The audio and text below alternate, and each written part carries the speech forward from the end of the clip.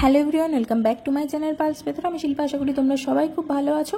এই মুহূর্তে ওবিসি নিয়ে অনেকের অনেক রকম চিন্তাভাবনা মাথায় আসছে। আমি বেশিরভাগ আপডেটগুলো হয় ভিডিও, না হয় কমিউনিটি পোস্টের মাধ্যমে তোমাদের জানানোর চেষ্টা করি। যারা দুটোই ফলো রাখো, আশা করছি আর কারো জানতে বাকি নেই যে ওবিসি নিয়ে এই মুহূর্তে কী চলছে। ওবিসি নিয়ে যে সমস্যাটা হয়েছিল, যে কেসটা চলছিল, তার একটার পর একটা শুনানি হচ্ছিল, কিন্তু কোনো সুরাহা হয়নি। তারপরে এখন কিন্তু স্টে পড়ে আছে মানে এমন নয় যে ওবিসি সমস্যাটা মিটে গেছে। ওবিসি সমস্যা মেটেনি, ওটা আবার যে কোনো দিন শুনানি হতে পারে এবং তার একটা রায় আসতে পারে। তবে এই মুহূর্তে যেটা সবথেকে ভালো বিষয় হলো স্টে পড়েছে, এটা সবার জন্য ভালো। যদিও এটা এখনো শেষ হয়নি, তবুও যেহেতু স্টে আছে, যতদিন এই স্টেটা থাকবে ততদিন পর্যন্ত অন্ততপক্ষে নোটিশ বা কোনো রকম রিক্রুটমেন্টের কোনো সমস্যা থাকছে না। এমন নয় যে শুধুমাত্র আমাদের রিক্রুটমেন্ট বা আমাদের নোটিশের সমস্যা ছিল, প্রত্যেকটা দপ্তর এইটুকু বিষয়ের জন্য আটকে ছিল এবং তার ফলে এই স্টেটা দেওয়ার ফলে কিন্তু প্রত্যেকটা দপ্তর তাদের নিজভাবে তাদের কাজগুলো শুরু করেছে, অর্থাৎ রিক্রুটমেন্ট প্রসেস শুরু করেছে। শুধুমাত্র কোনো রকম কোনো কথা এগোয়নি প্রাইমারি টেট নিয়ে। হ্যাঁ, একটা কথা যেটা তোমরা দেখতে পাচ্ছ, এটা বলছি যে অনেকের অনেক কথা শুনেছ, তবে আমি যেটা বলবো সেটাই মিলবে। এই কথাটা এতটাই জোর দিয়ে বলছি যে প্রত্যেকটা দপ্তরে তোমরা দেখতে পাবে রিক্রুট হচ্ছে। প্রত্যেকটা দপ্তর মানে কোন দপ্তরগুলো? যেগুলোতে সরকারের প্রয়োজন। সামনে আসছে 2026-এর ভোট, তার আগে কিছু কিছু দপ্তরে প্রয়োজন হবে যে কাজের জন্য, সেই কাজের দপ্তরগুলোতেই কিন্তু সবার আগে রিক্রুটমেন্ট হবে। দেখে নিও, প্রতিবার ভোটের আগে কোনো না কোনো রিক্রুটমেন্ট বা এই ধরনের একটা টোপ ফেলে ভোটটা কাটিয়ে দেওয়া হয়। তো এবারেও কিন্তু এসএসসি এইটা নিয়ে কাটিয়ে দেওয়ার চেষ্টা চলবে। সাধারণ মানুষ এটাই ভাববে যে ভোটের আগে তো এত হাজার এসএসসিতে রিক্রুট করলো, এটা যে পুরনো রিক্রুটমেন্ট তার সাথে কিছুটা অ্যাটাচ হচ্ছে, সেটা কিন্তু কেউ বুঝবে না, যতই চারিদিকে জল খোলা হোক না কেন। সবাই কিন্তু ভাববে যে সরকার প্রচুর নিয়োগ করেছে। তাই নতুন করে প্রাইমারি নিয়ে ভাবার বিষয়টা অনেকটা দূরে সরে যাবে। কিন্তু দূরে সরে থাকলেই তো আমরা পিছিয়ে থাকবো না। অর্থাৎ এই মুহূর্তে প্রাইমারিতে নিয়োগ হওয়ার সঙ্গে জড়িত আছে একমাত্র 22 স্টেট উত্তীর্ণরা, কারণ তারা 3 বছর প্রায় রেজাল্ট আউট হয়ে গেছে। রেজাল্ট আউটের পর দীর্ঘ 3 বছর, প্রায় 3 বছর হতে চলেছে। তো সেই জায়গা থেকে শুধুমাত্র ইন্টারভিউ নোটিশটা এবং তার পরবর্তী প্রসিডিওরগুলো বাকি রয়েছে। অবিলম্বে 50,000 ভ্যাকেন্সি দিয়ে ইন্টারভিউ নোটিশ জারি করতে হবে।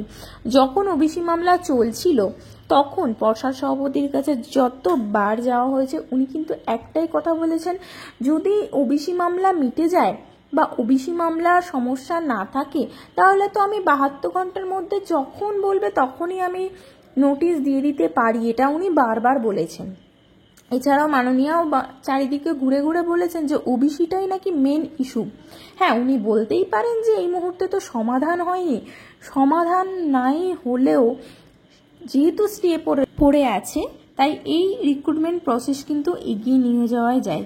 এবার এই ক্ষেত্রে আমাদের যারা 2022 স্টেট উত্তীর্ণ আছে, তাদের করণীয় কি? সকলে বলবে যে আমরা তো এত বছর এত কিছু করলাম। হ্যাঁ, আমরা সবসময় চেষ্টা করেছি আমাদের লড়াইটা জারি রাখতে, যাতে সরকার পক্ষ ভুলে না যায় যে 22 স্টেট পাস বলে কেউ আছে। তো সেই জন্য আমাদের লড়াইটা চলেছে এবং সব জায়গায় কিন্তু 22 স্টেটের অস্তিত্ব এই কারণেই আছে। এইটা একদম মোক্ষম সময়, যে সময়ে সরকারের বিরুদ্ধে বা সরকারকে চাপ দিয়ে নিজেদের অধিকারটা আদায় করতে হবে। তাই এই মুহূর্তে 22 স্টেট উত্তীর্ণ সকলের একসাথে একত্রিতভাবে পথে নামা উচিত, যাতে নিজেদের অধিকারটা ফিরে পাওয়া যায়। আর হয়তো বা চাপে পড়ে কোনোভাবে প্রাইমারি নোটিশ দিয়ে দিতেও পারে, কিন্তু নোটিশটাই কিন্তু মানে গুরুত্বপূর্ণ নয়, তার থেকেও বেশি গুরুত্বপূর্ণ ভ্যাকেন্সি। নোটিশটা অবশ্যই গুরুত্বপূর্ণ, সমভাবে গুরুত্বপূর্ণ ভ্যাকেন্সিটা। যদি পর্যাপ্ত ভ্যাকেন্সি না আসে, কারণ প্রায় 50,000 ক্যান্ডিডেট রয়েছে, 50,000-এর জন্য পর্যাপ্ত ভ্যাকেন্সি প্রয়োজন। তাই এই মোক্ষম সুযোগ কেউ ছেড়ো না, বা এই মোক্ষম সময়ে সকলে একত্রিত হয়ে ঝাঁপিয়ে পড়ো, সকলে একত্রিতভাবে আন্দোলনটা করতে হবে। বিস্তারিত জানতে গেলে প্রতিটা জেলা গ্রুপেতে সমস্ত ডিটেলস জানানো হবে, ভেরিফাইড গ্রুপগুলোতে। যারা এখনো পর্যন্ত ভেরিফাইড গ্রুপগুলোতে যুক্ত হওনি তারা অবশ্যই যুক্ত হয়ে যাও। আপাতত একটাই কথা বলি, সামনে 19শে আগস্ট, 19th অগস্ট আমাদের কলকাতা চলো একটা আন্দোলনের ডাক দেওয়া হয়েছে। সকলে সেখানে আসো। অন্তত 50,000-এর মধ্যে 5-6,000 তো যদি উপস্থিত হও, তাহলে পুলিশের কিন্তু কিছু করার ক্ষমতা থাকবে না। অন্তত ধরে সঙ্গে সঙ্গে গাড়িতে তুলতে পারবে না। আমাদের যে লক্ষ্য আছে, আমাদের যে কর্মসূচি, যে কারণে আমরা করতে চাইছি, সেটার পুরো ডিটেলস ভেরিফাইড গ্রুপেতে জানানো হবে, সেটা কিন্তু তোমরা ওখান থেকে জানতে পারবে। তাই বলবো সকলে এসো।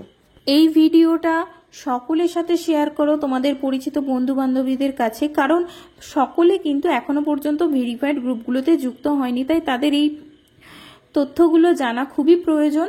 এবং যারা এখনো পর্যন্ত যুক্ত হওনি তারা তাদের জেলার নাম লেখো, আমি তোমাদের হোয়াটসঅ্যাপ গ্রুপেতে জয়েন করে দেবো। এবং সমস্ত ডিটেলস 19 তারিখ নিয়ে সমস্ত ডিটেলস কিন্তু ওই গ্রুপেতেই আলোচনা করা হবে। কিভাবে কোথায় যাওয়া হবে, কি প্ল্যান থাকবে, সমস্ত কিছু কিন্তু ডিটেলস ওখানে দেওয়া হবে।